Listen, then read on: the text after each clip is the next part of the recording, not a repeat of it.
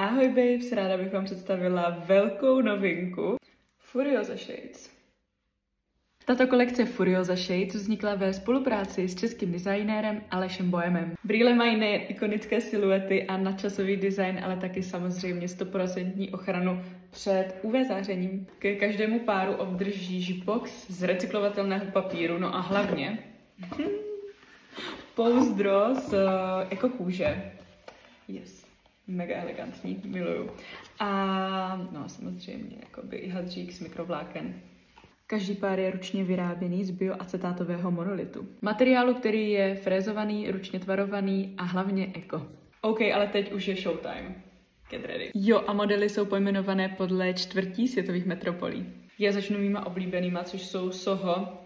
A mě totiž celkově baví jakoby hranatější tvary brýlí. Dávají mi takový jakoby edge a eleganci. I love it. Jo, a každý ten pár máme v několika barevných kombinacích. Teď tady mám brýle Ginza s úplně nádhernou vínovou barvou. Překrásný. Ty máme samozřejmě i v černé a tyhle zase v této vínové. No a miluju ty detaily, je tady naše logo. Teďka sahám po brýlích pojmenovaných podle kodaňské čtvrti Nihon. A ty jsou takové více jakoby cat eye oproti těmhle. Já jsem úplně obsessed těmi detaily. Tak tyhle mě baví brutálně. To, že se tady tyhle brýle jmenují podle berlínské čtvrti Kreuzberg, akorát ukazuje, jak moc cool jsou. Jako poslední tady mám zase model Soho, tentokrát zase v jiné barevné kombinaci.